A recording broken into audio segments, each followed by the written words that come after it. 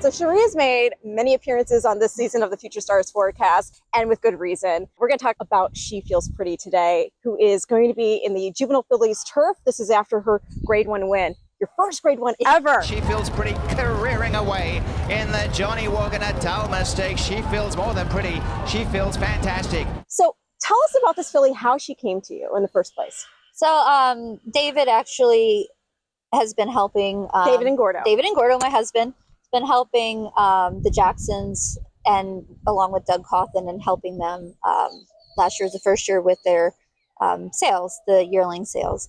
So he had found her out on a farm, made a note that she was something that might fit into their program. They had purchased her, and she was broke with the demerits, Tristan and Valerie, and they did a great job.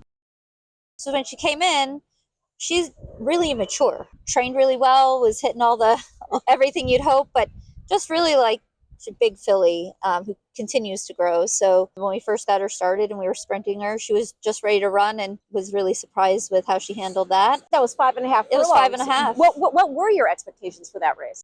You try to manage your expectations. She had been training really well, but if you look at her and watch her train, she looks like she needs to go farther than 5.5 furlongs. So, when she came with that run, I can't say I was surprised, but it was really something that you weren't expecting in that type of a race.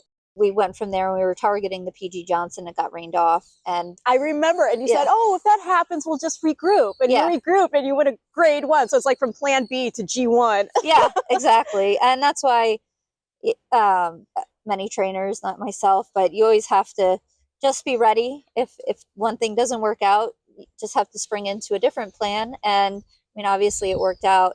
And I joke, I would have been happy to win the PG Johnson, but we won the Natalma instead, and that was awesome. It seems like we're always hitting these different milestones this year, so there's been a lot of celebrating and reflecting. I think it's also fun, just from a storyline perspective, that your first Grade 1 comes with a horse named She Feels Pretty. Yeah. Right? Yeah. It's just fun from that. Also from the pedigree perspective. Yeah. I love that she's a daughter of Karakontie, who won the Breeders' Cup Mile. The bottom side, the dam is by More Than Ready. And More Than Ready, his record in terms of the progeny he's put forth in being Breeders' Cup champion speaks for itself. But he's also been successful as a brooding mare sire as well. Right, exactly. And I think he shows, especially on the dam side, he gets them to have speed and distance, which is really important. So he puts that, the mares have put a lot of that into their progeny. So what are you looking forward to next in the preparation for the Breeders' Cup Juvenile Fillies Turf? Well, all the really hard work has been done. We'll just try to get her settled in and acclimated to the different surroundings. The Natalma's a mile, but she's going to be going 2-turn mile at Santa Anita. Right. So all of that together, what are your thoughts? She's handled everything really well.